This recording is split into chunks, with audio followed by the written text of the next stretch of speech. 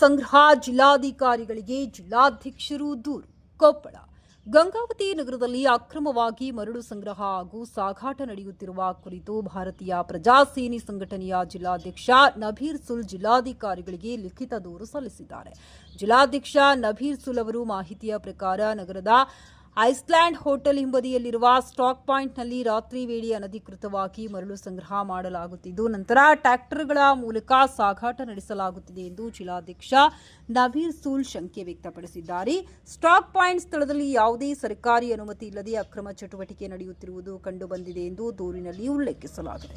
ಅಕ್ರಮ ಮರಳು ದಂಧೆಯಿಂದ ಸರ್ಕಾರಕ್ಕೆ ಆದಾಯ ನಷ್ಟವಾಗುವುದರ ಜೊತೆಗೆ ಪರಿಸರಕ್ಕೂ ಹಾನಿಯಾಗುತ್ತಿದೆ. ಅಲ್ಲದೆ ರಾತ್ರಿ ಸಮಯದಲ್ಲಿ ನಡೆಯುತ್ತಿರುವ ಈ ಅಕ್ರಮ ಚಟುವಟಿಕೆಯಿಂದ ಸ್ಥಳೀಯ ನಿವಾಸಿಗಳಿಗೆ ತೊಂದರೆ ಉಂಟಾಗುತ್ತಿದೆ ಎಂದು ಭಾರತೀಯ ಪ್ರಜಾಸೇನೆಯ ಜಿಲ್ಲಾಧ್ಯಕ್ಷ ನಬೀರ್ ಸುಲ್ ಆರೋಪಿಸಿದ್ದಾರೆ. ಈ ಹಿನ್ನೆಲೆಯಲ್ಲಿ ಸಂಬಂಧಪಟ್ಟ ಅಧಿಕಾರಿಗಳು ತಕ್ಷಣ ಸ್ಥಳ ಪರಿಶೀಲನೆ ನಡೆಸಿ ಅಕ್ರಮವಾಗಿ ಮರಳು ಸಂಗ್ರಹ ಮಾಡಿ ಮತ್ತು ಸಾಗಾಟದಲ್ಲಿ ತೊಡಗಿದ್ದರೆ ಅಂತವರ ವಿರುದ್ಧ ಕಾನೂನು ಕ್ರಮ ಕೈಗೊಳ್ಳುವಂತೆ ಭಾರತೀಯ ಪ್ರಜಾಸೇನೆಯ ಜಿಲ್ಲಾಧ್ಯಕ್ಷ ನಬೀರ್ ಸುಲ್ ಜಿಲ್ಲಾಧಿಕಾರಿಗಳಿಗೆ ಮನವಿ ಮಾಡಿದ್ದಾರೆ.